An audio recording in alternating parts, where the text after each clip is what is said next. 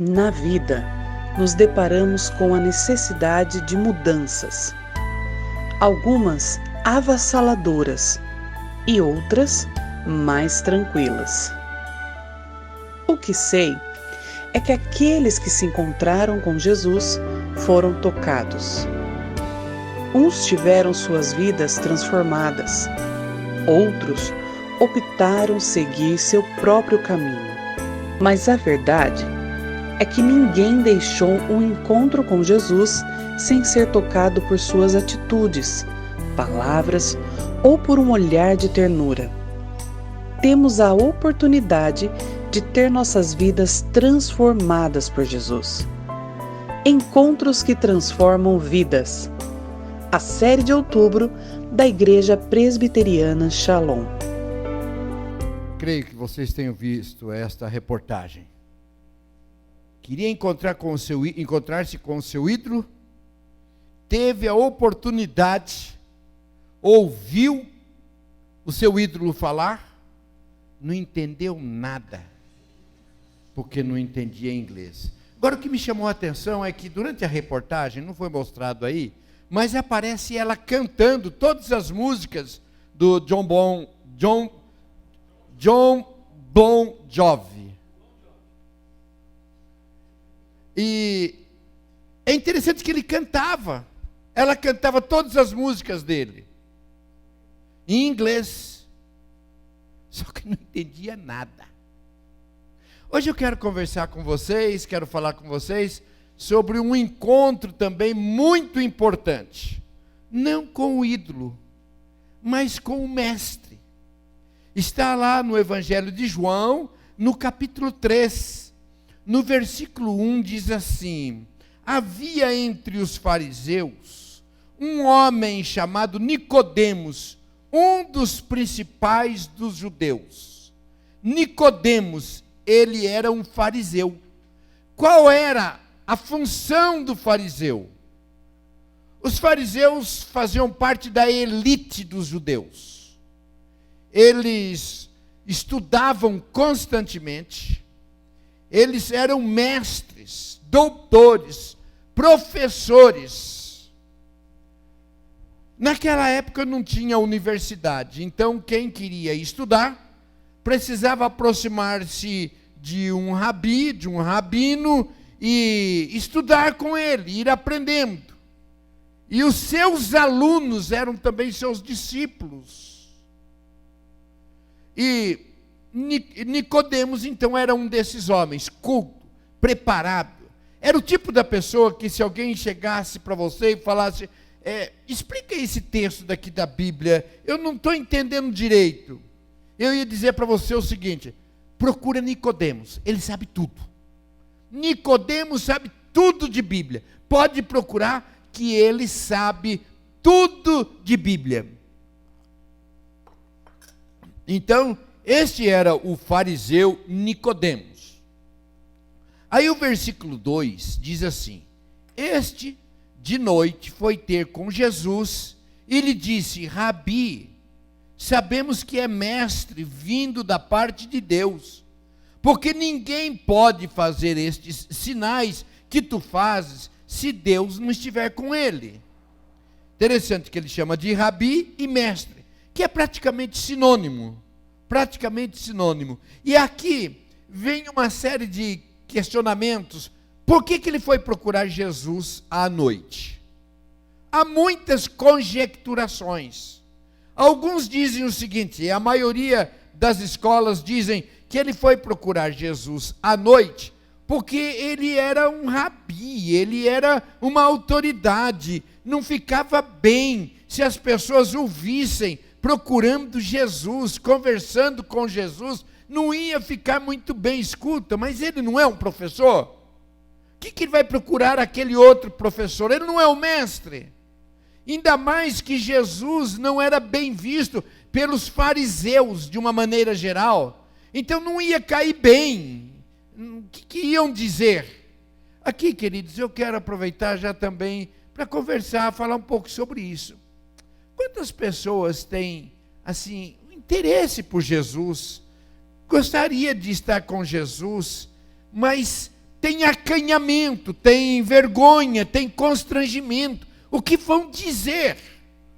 O que vão dizer de mim se de repente eu começar agora a procurar Jesus, a falar de Jesus? Se eu for numa igreja evangélica, vão falar que eu estou mudando de religião, vão falar que eu estou me tornando um fanático. Então, você sabe disso, que tem muita gente que até gostaria de conhecer mais de Jesus, de estar mais próximo dele, mais perto de Jesus, saber mais de Jesus, mas não o procura porque tem preocupação do que vão falar. Poxa vida, você é uma pessoa culta, preparada, você é inteligente, agora você está procurando esse tal de Jesus, você está procurando o Evangelho, o que está acontecendo com você? Você entende o que eu estou falando? Porque você conhece situações assim. Mas eu quero ver o lado positivo. O lado positivo é que Nicodemos foi procurar Jesus. Não interessa muito a maneira, o porquê, mas ele foi procurar Jesus. E isso é importante, porque todos que procuram a Jesus é porque primeiro foi procurado, primeiro foi tocado. E sempre no encontro com Jesus, algo especial, extraordinário acontece. Então não interessa se ele foi por um motivo ou por outro, se ele foi à noite. Às vezes, a gente encontra pessoas criticando, por exemplo, Pedro. Pedro, quando Jesus é preso, a Bíblia diz que Pedro o seguia de longe.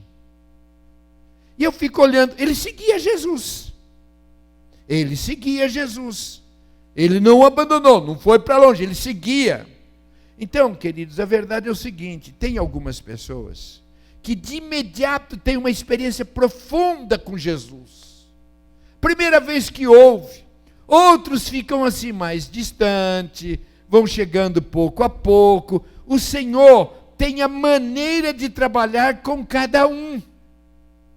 Então Nicodemos foi procurar Jesus à noite. Graças a Deus, foi procurar Jesus. Um outro aspecto também. Por que Nicodemos foi procurar Jesus? Ele tinha autoridade para mandar trazer Jesus conduzido coercitivamente. Ele tinha autoridade, manda buscar aquele homem lá que eu quero falar com ele aqui. Aliás, ele era um guardião das leis, das tradições. Como ouvia-se falar que Jesus estava quebrando algumas tradições, traz lá Jesus aqui que eu quero ouvi-lo, eu quero interrogá-lo. Ele poderia ter feito isto, mas não. Ele toma a iniciativa e ele vai procurar Jesus. E ele chega para Jesus e diz: mestre, sabemos que é vindo da parte de Deus, porque ninguém pode fazer estes sinais que tu fazes se Deus não estiver com ele. Como ele era um estudante da palavra de Deus, então ele sabia o que já havia sido predito sobre a vinda de Jesus. E ele chega elogiando, chamando de rabi, chamando de mestre, falando dos sinais que Jesus havia feito, que ninguém podia fazer aqueles milagres se não fosse da parte de Deus. Aliás, quando nós lemos o capítulo 1 e o capítulo 2, muito especialmente o 2, nós vamos vendo que Jesus vinha fazendo milagres, e isso estava chamando a atenção das pessoas. Então, ele chega para Jesus e fala: olha, eu sei dos milagres que o Senhor está fazendo, e ninguém faz se não for da parte de Deus. Os milagres, queridos, são manifestações de Deus, para que as pessoas se acheguem a Ele. O Senhor realiza milagres com este objetivo. Não é um milagre pelo milagre, mas é para que as pessoas reconheçam a grandiosidade, o poder de Deus. E Ele fez muitos sinais. Lá no capítulo 3, no capítulo 20, versículo 31, diz mesmo que ele fez muitos sinais e não foram todos registrados. E diz aqui que estes sinais o Filho de Deus fez para que creiam e tenhais vida em seu nome. O objetivo do milagre é de atrair as pessoas para Jesus. É impressionante que nem sempre as pessoas que recebem os milagres se achegam a Jesus, embora o objetivo seja esse. Ainda hoje tem muitas pessoas que recebem milagres, ficam felizes pelos milagres, mas não se rendem a Jesus. Quantas pessoas vão a Jesus apenas por causa do seu poder, apenas por causa dos seus milagres, mas em recebendo-os, não reconhece, não agradece, não se rende a Ele, e muitas vezes até acha-se uma pessoa de sorte. Olha, eu estava com esse problema e resolveu o problema. Olha, eu consegui resolver esse problema. Quantas pessoas você conhece que vai a Jesus só pensando nos milagres, só pensando na manifestação de Deus, só pensando no que Jesus pode fazer? E Ele faz sobre cristãos e não cristãos. Não é só para cristãos. Pessoas, às vezes, totalmente incrédulas. Às vezes, até pessoas que desdêm de Deus. E recebem manifestação, milagre de Deus. Coisas extraordinárias acontecem na vida dessas pessoas. Só que, na maioria das vezes, não reconhece que foi Deus. Às vezes acha que é a sorte, que é a sua capacidade, que é o poder da medicina, que é o jeitinho dele próprio, do amigo. Mas Deus realiza milagre nos nossos dias sobre cristãos e não cristãos. A diferença, queridos, é que cada coisa que acontece na nossa vida, nós nos rendemos e dizemos graças a Deus.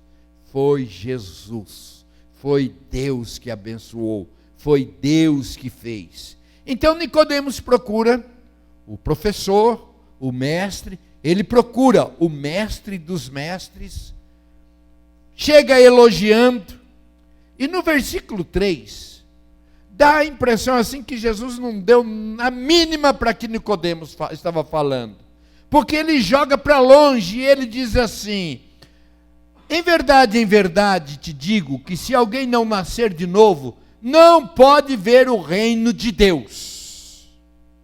Chegou lá elogiando, falando, mas Deus sabia da real necessidade de Nicodemos. E ele fala sobre novo nascimento. Ele fala sobre reino de Deus. Ele fala sobre salvação. Porque Ele conhecia e Ele conhece o coração das pessoas e sabe da necessidade de cada um. Ele sabia que, embora Nicodemos fosse um homem religioso, fosse um homem de um caráter impoluto, ele sabia que Nicodemos precisava nascer de novo. Então, a gente lê e fala, não, mas não é isso que Nicodemos está falando. Mas Jesus sabia onde tocar no coração, na necessidade de Nicodemos, assim como Ele sabe como trabalhar na sua vida, na minha vida, na vida de todos nós. Então Ele chega, diz isto para Nicodemos: olha, Nicodemos, em verdade te digo, que se alguém não nascer de novo, não pode ver o reino de Deus. Aí o versículo 4 diz assim: Nicodemos perguntou, mas como pode um homem nascer sendo velho? Pode, porventura, voltar ao ventre materno e nascer uma segunda vez? Jesus explica um pouco, mas novamente no versículo 9, depois eu volto para os versículos anteriores, mas o 9 também. Então lhe perguntou Nicodemos: como pode suceder isto? Então Nicodemos ouve tudo isto, e ele fica mais ou menos igual à história da moça que encontrou com o seu ídolo. Se o texto tivesse parado aqui, ele ia chegar em casa e ia falar: eu tive com Jesus.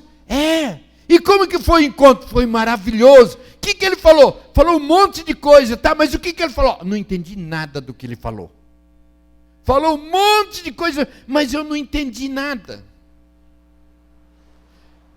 A diferença é que aquela moça encontrou com um ídolo.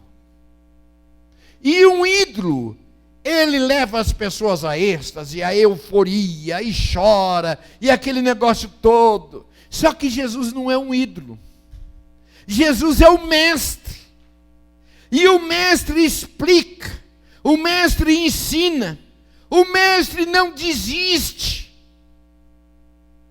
E aí, Jesus começa a explicar para Nicodemos.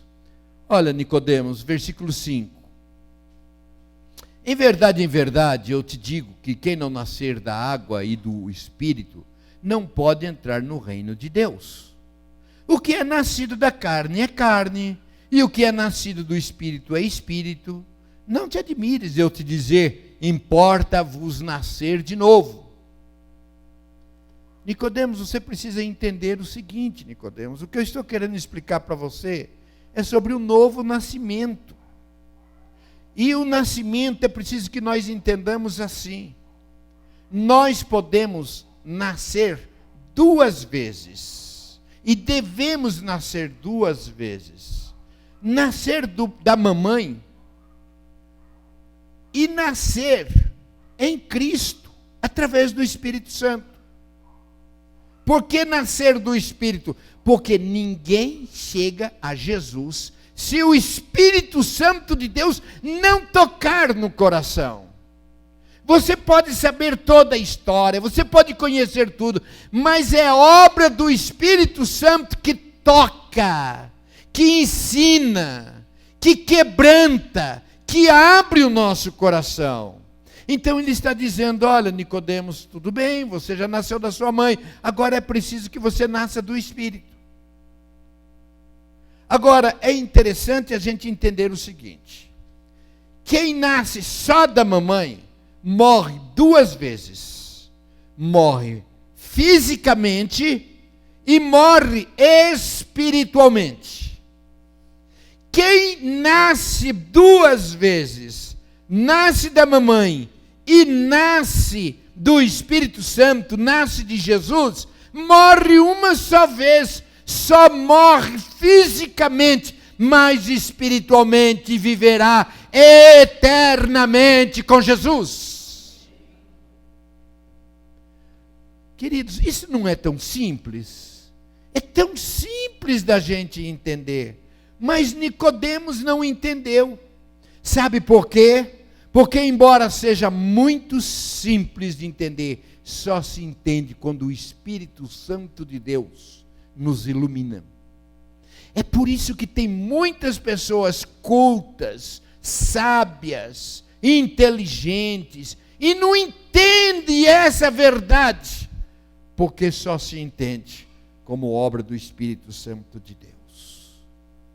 Tem gente muito preparada e não entende, mas tem gente tão simplesinha que não entende coisas básicas, mas entende do novo nascimento.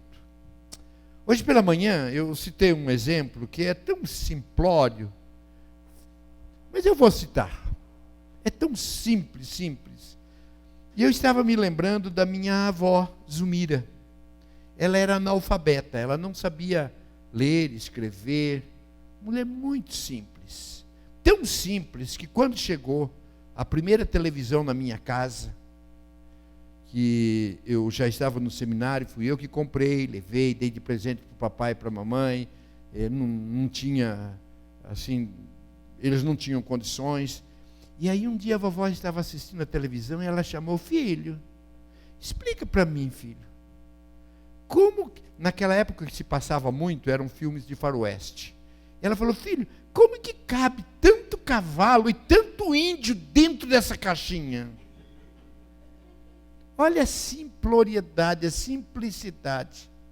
Mas quando vovô faleceu, eu fui dormir no mesmo quarto que ela. E eu acordava de madrugada, muitas vezes, e escutava ela cantando: Jesus sendo meu, sou muito feliz. Eu vou para o céu, o meu lindo país. Isto, queridos, mostra que a simplicidade do Evangelho só pode ser entendido não pela cultura, mas pela iluminação do Espírito Santo de Deus. E era isso que estava precisando para Nicodemos. Nicodemos, um homem culto, preparado, ele não estava entendendo. Um professor que ensinava todo mundo, mas ele não estava entendendo isto que é básico. E Jesus explica, e ele responde novamente. Queridos, a grande diferença é que o nosso entendimento não vem da cultura. Não estou dizendo que não seja importante cultura, estudar. Eu estudo a vida inteira, estudo até hoje.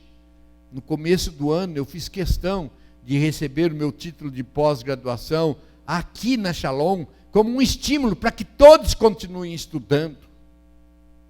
Mas a gente precisa entender que as coisas do Senhor se revelam espiritualmente. Nicodemos fez uma leitura ao pé da letra. Como que eu posso entrar novamente no ventre da minha mãe sendo já velho? Agora, deixa eu falar uma coisa com muito respeito a todos estudantes, universitários, professores. Às vezes, a nossa cultura nos deixa tão prepotentes que impede que nós entendamos a simplicidade do Evangelho. Como que você pode pensar dessa forma? Como que você pode crer? Como que você pode seguir a Jesus? Como você pode ir a uma igreja? Dá licença. Você é um universitário, você é uma pessoa culta, você é uma pessoa preparada. É interessante que uma vez Calvino escreveu uma frase, essa frase está na porta de uma catedral lá da Holanda, e ele diz assim: se alguém anseia pela sabedoria de Deus, terá de renunciar à própria sabedoria e pedir a luz divina. A sabedoria de Deus é quando nós renunciamos à nossa própria sabedoria e pedimos pela sabedoria divina. Cultura é diferente de sabedoria. Nós precisamos da sabedoria que vem do Espírito Santo de Deus, para que entendamos as coisas de Deus. Mas aí, esse texto continua, e quando Nicodemos disse que não entendeu, Jesus vai para um texto que é talvez o mais conhecido das igrejas evangélicas, do povo evangélico, e que quase todos sabem de cor. Quer ver? Vamos fazer um teste. Quem souber o texto que eu vou mencionar, à medida que você for lembrando, vai se colocando em pé e vai dizendo o decor. Depois desta palavra de Nicodemos, ele vai para o versículo 16. João 3,16. Quem o sabe decor pode ficar em pé e falando em alto e bom som.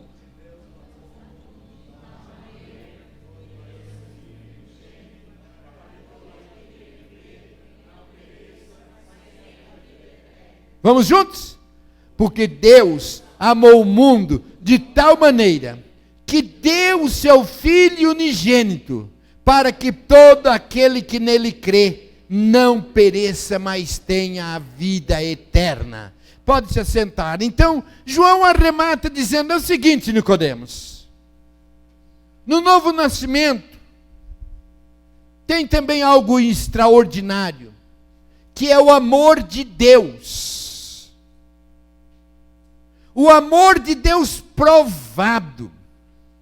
É diferente quando o marido fala para a esposa: eu te amo, mas não demonstra isso. A esposa fala para o marido: eu te amo, mas não demonstra isto. Se Deus tivesse dito assim, porque Deus amou o mundo, ponto final, não diria muitas coisas, mas o texto diz assim, porque Deus amou o mundo de tal maneira que deu o seu Filho unigênito, para que todo aquele que nele crê não pereça, mas tenha a vida eterna. Ele amou e deu prova. Ele mesmo se fez homem, habitou entre nós, morreu na cruz. Então, Jesus está explicando, Nicodemos, tudo aquilo que você leu nas Escrituras, você deve ter lido muitas vezes lá em Isaías. É isso que acontece. Eu vim a este mundo, estou cumprindo aquilo que foi prometido. Amou a tal ponto que deu o seu Filho unigênito. Queridos, isso daqui é um sinal importantíssimo que nós entendamos. Deus amou o mundo, e nesse mundo estou eu, está você. Ele nos amou, e isto é precioso que nós entendamos, porque quem entende isto, nunca mais vai dizer, eu não sou ninguém, ninguém me ama, ninguém me quer, ninguém gosta de mim, porque ele reconhece, eu sou amado. Eu sou amado. Eu sou amado de Deus. O amor dele para comigo é tão grande que ele desceu do seu trono de glória, veio a este mundo e morreu na cruz para perdoar os meus pecados. Às vezes até não entende, não tem a profundidade de entendimento que Nicodemos tinha. Por exemplo, quando teve aquele cego de nascença, Jesus chegou, curou. As autoridades questionavam, queriam saber, como que pode? Quem te curou? E ele dizia assim, olha, não sei. Eu só sei de uma coisa, eu era cego e agora eu vejo. E aí continuaram perguntando, foram perguntar para o pai, e os pais falaram, vai perguntar para ele já é adulto, porque os pais temiam que se falasse de Jesus, eles seriam perseguidos, até que Jesus chega para o próprio cego e pergunta para ele, escuta, você crê em quem fez isso? Ele disse, eu não sei quem fez. Ele disse, esse que está falando com você, sou eu, Jesus. É claro que eu creio, é claro que eu creio. Então, queridos, este amor de Jesus precisa ser reconhecido e respondido através da crença. Deus amou o mundo de tal maneira que deu o seu Filho unigênito para que todos aqueles que nele creem não pereça, mas tenha a vida eterna. Esta é a simplicidade do Evangelho. Para muitas religiões, para uma pessoa ser conectada a Deus, para uma pessoa chegar a Deus, precisa de uma série de rituais, de sacrifícios, de uma busca tremenda, ao passo que para o cristianismo é simples. É só eu dizer, eu creio que Jesus é o Deus que se fez homem, habitou entre nós, morreu na cruz para perdoar os meus pecados. E a partir desse momento, o nosso nome é escrito no livro da vida. E louvado seja Deus, porque no céu não tem apagador, não tem borracha e não tem a placa delete, não tem a tecla delete. Nosso nome está escrito no livro da vida. A partir do momento que eu digo, sim, eu creio em Jesus, eu me torno filho de Deus. Aqui está outro equívoco. Muitas pessoas dizem, mas todo mundo é filho de Deus, todo mundo é filho de Deus. A Bíblia diz que não. Nós nos tornamos filhos de Deus quando nós reconhecemos o amor dele para conosco. Cremos no sacrifício e aceitamos, Jesus morreu na cruz para perdoar os meus pecados e eu reconheço aquele sacrifício em o meu lugar e eu entrego a minha vida para Jesus. Queridos, esse foi o encontro do mestre com o mestre dos mestres. Este foi o encontro do professor com o professor dos professores. Uma das coisas importantes que nós precisamos é desfazermos-nos da nossa própria sabedoria para reconhecer o quão dependente nós somos de Jesus. Nicodemos era um homem culto, preparado, mas a cultura dele não resolvia a questão espiritual dele. Era preciso nascer de novo. Nicodemos era um homem religioso. O trabalho dele era zelar pela religião. Mas nós aprendemos que a religião não nos coloca no céu. Não nos coloca no reino de Deus. É necessário nascer de novo. Não há céu, não há salvação sem cruz.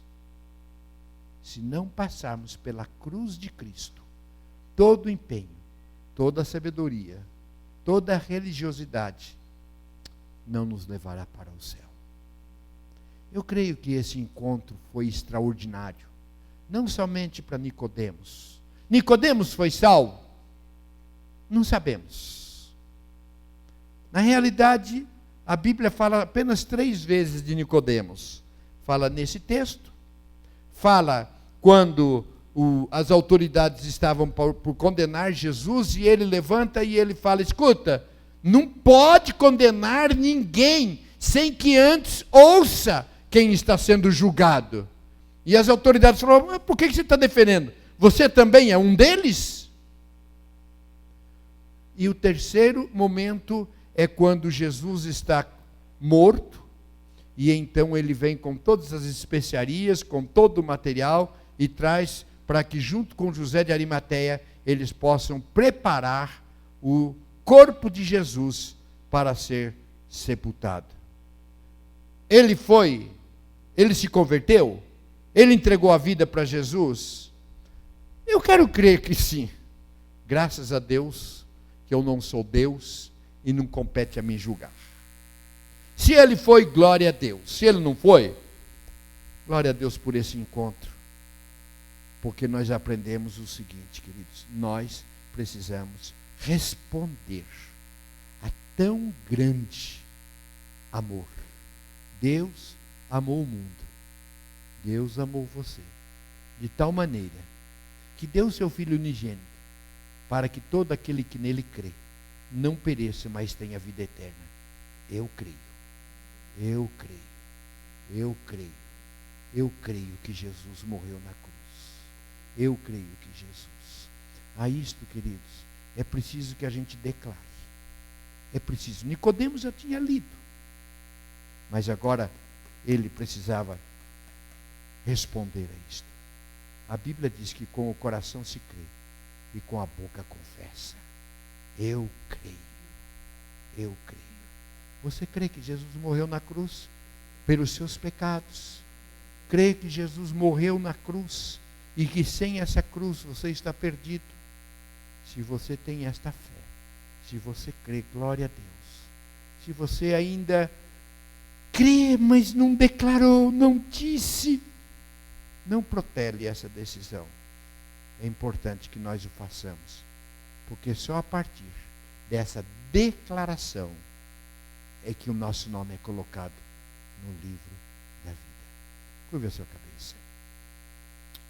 Ó Deus, eu quero pedir que o Espírito Santo de Deus que está aqui, se porventura, Senhor, há alguém aqui que tenha seguido, tenha admirado, tenha gostado de Jesus, interessado, mas não tenha feito ainda essa entrega, essa declaração pública de que Jesus é o Senhor da sua vida e que reconhece que Jesus morreu na cruz para perdoar os seus pecados, que o faça hoje. Trabalha nos corações, em nome de Jesus. Na vida, nos deparamos com a necessidade de mudanças, algumas avassaladoras e outras mais tranquilas. O que sei é que aqueles que se encontraram com Jesus foram tocados. Uns tiveram suas vidas transformadas, outros optaram seguir seu próprio caminho. Mas a verdade é que ninguém deixou um encontro com Jesus sem ser tocado por suas atitudes, palavras ou por um olhar de ternura. Temos a oportunidade de ter nossas vidas transformadas por Jesus. Encontros que transformam vidas. A série de outubro da Igreja Presbiteriana Shalom.